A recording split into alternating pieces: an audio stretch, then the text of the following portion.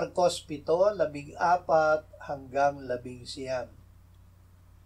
Muli niyang pinalapit ang maraming tao at sinabi sa kanila, "Makinig kayong lahat sa akin at inyong unawain.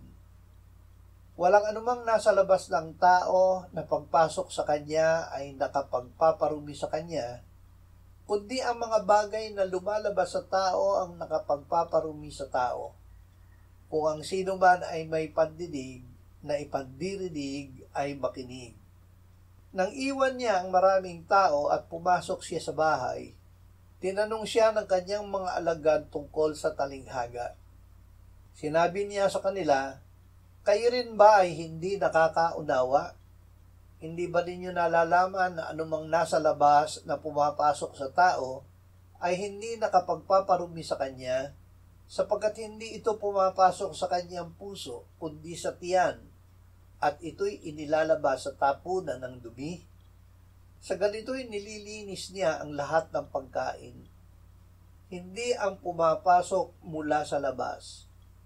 Para sa mga Hudyo, ang pagkain ng hindi muna naghuhugas ng kamay ayon sa ritual ay nagpaparumi.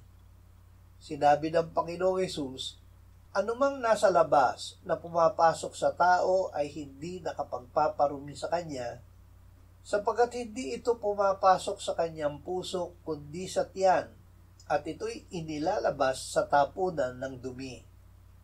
Ang lumalabas sa tao ang nakapagpaparumi, sapagkat mula sa loob, mula sa puso, lumalabas ang masasamang pag-iisip, pakikiapid, pagdanakaw, pagpaslang, pangangalunya, kasakiman, kasamaan, pandaraya, kahalayan, pagkainggit, paninirang puri, kapalaluan at kahangalan.